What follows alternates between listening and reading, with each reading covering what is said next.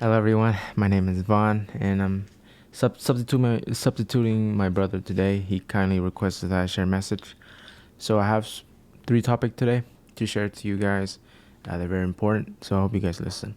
So first topic is, well, it's not a topic, but it's like a concern that I have, because there are many Christians, who are being saved for more than decades, or saved for most of their life, but there's one lie that they still believe in, and I've just felt like I have to share that with you guys. So it is trying to stop your sin, trying to completely stop it. To be honest, you cannot stop sinning. You will continue sinning, and you have to accept that you will sin. Because if you strive to be perfect instead of, striving to be excellent, you will fall harder. Because when you focus on being perfect, you become selfish, and your focus isn't on Jesus anymore. It's on you. And you're not in the right place to fix your own sin. That's up to Jesus. So what you must do is you should expose your sin to Jesus, because He is the light. Every darkness is exposed by light. So give all of your sin unto Him, and He will help you. So I think that's the best thing to do. And yes, sadly there are many Christians, still believing that if you become perfect, then God will show you favor. He will love you. That's not true, because God doesn't look on your performances. He look into your heart. He look in your heart, and He looks at your effort that you make, and your faith. And He doesn't look at any deeds or good deeds. I mean, it's good to make good deeds, but that's not what matters. What matters is your heart and that you believe in Jesus. And the second topic I want to share with you guys is Jesus walking on water. In that single event, there are many lessons to learn from. I read Mark the other day. I was gonna read the whole the whole book of Mark, but I didn't want to rush it. So I read half of it, and I stumbled upon Jesus walking on water. So water, it represents death, because wrath of God. In the times of Moses, there was a flood, so it also represents wrath of God. Cleansing the world, things like that. So water represents death, and Jesus walking over death. So that's how I see it as well. Jesus walking over death because He has authority over death. And when Jesus was walking on water, Peter saw Him and kindly requested that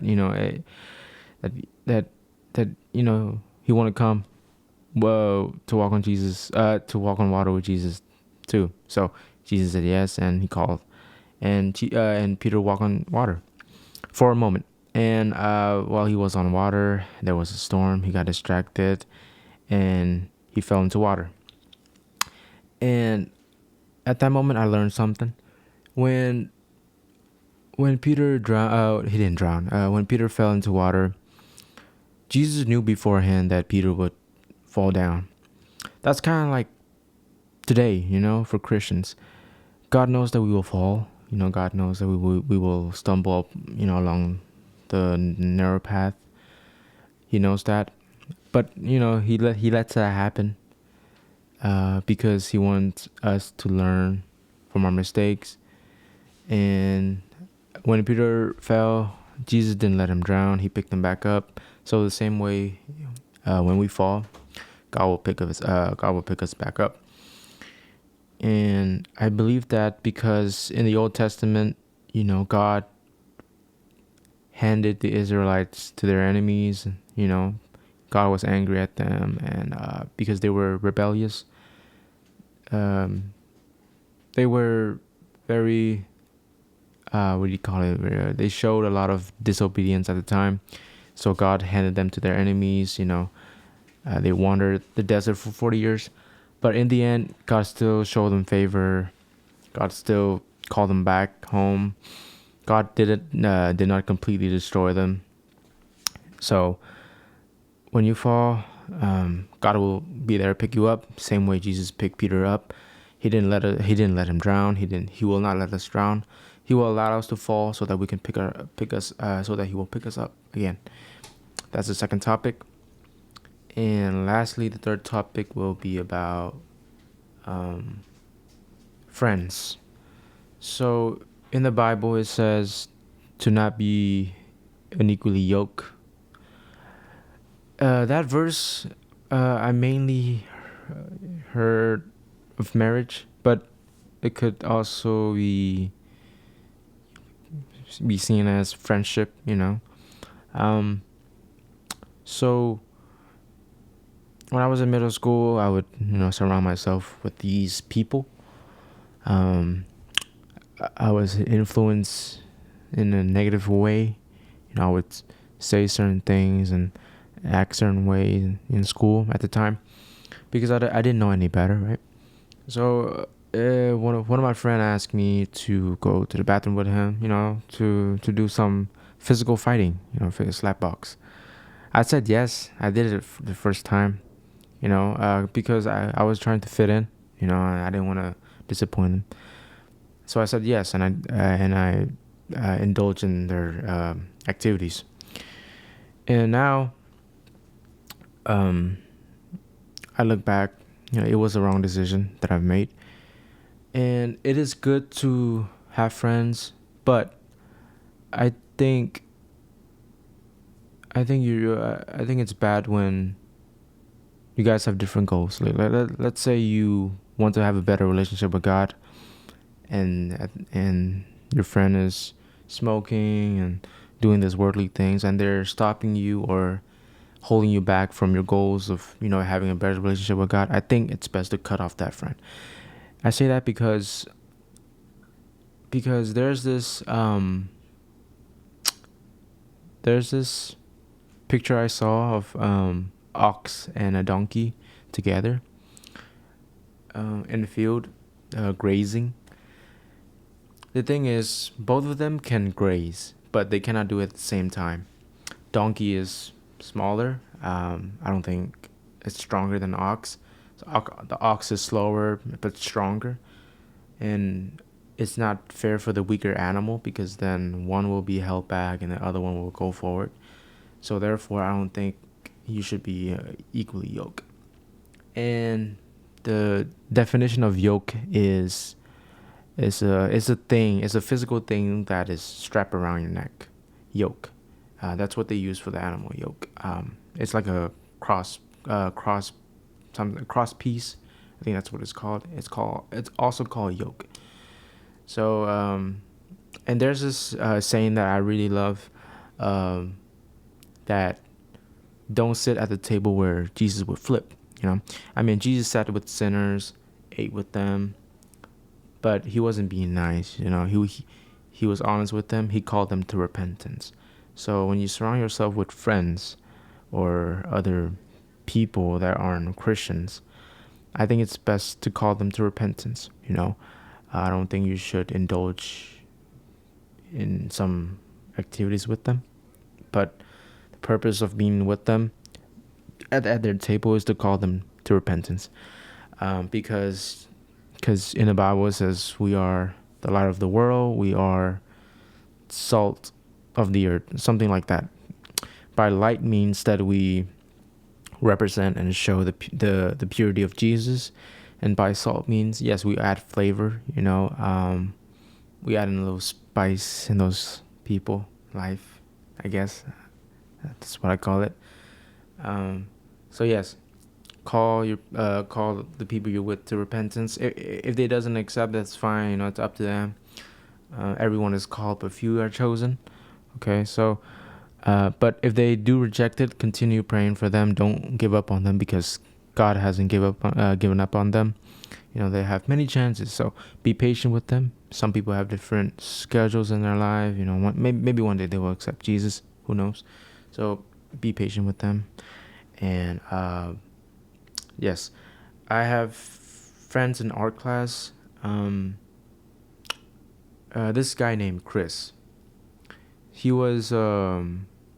he was my friend. And in class, I would talk to him. I would sit with him. And at first I was afraid to tell them about Jesus because I was worried what they'll think of me. But later on, I came to realize that that doesn't matter. If I share the gospel, it's for Jesus. It's not for me. So I did it, and I shared the gospel with some of my friends in art class. Yeah, it went pretty well. Some of them didn't mind that I shared it. Some of them glad that I shared it. Which is really good. But there was one girl who practiced like a witchcraft.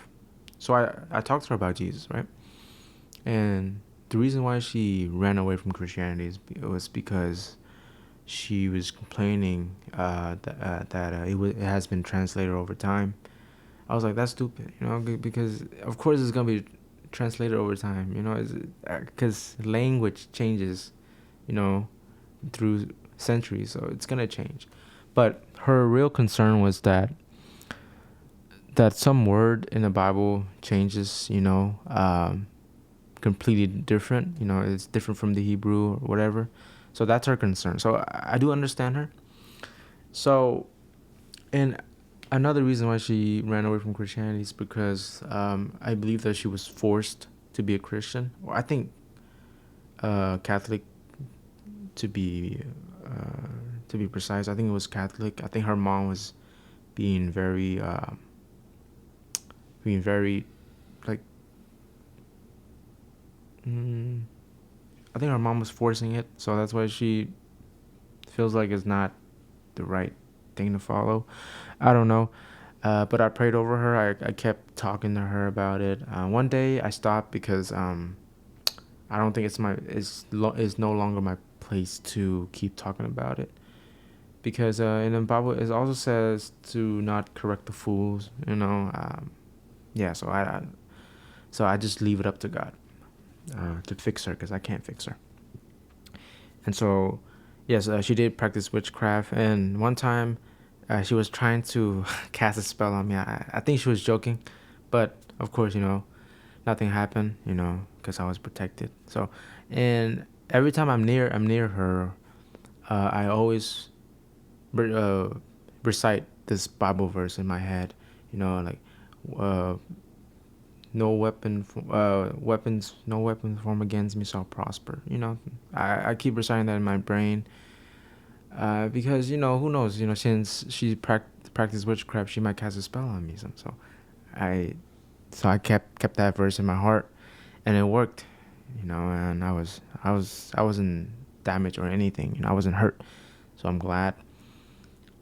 So yes, call your people to repentance, lead them to Jesus, be patient with them, and know how to talk to them. And I think the important thing is to understand them and listen to them. So, yes, that's all I have for today. Hope you guys learned something. So, thank you guys, and God bless you all.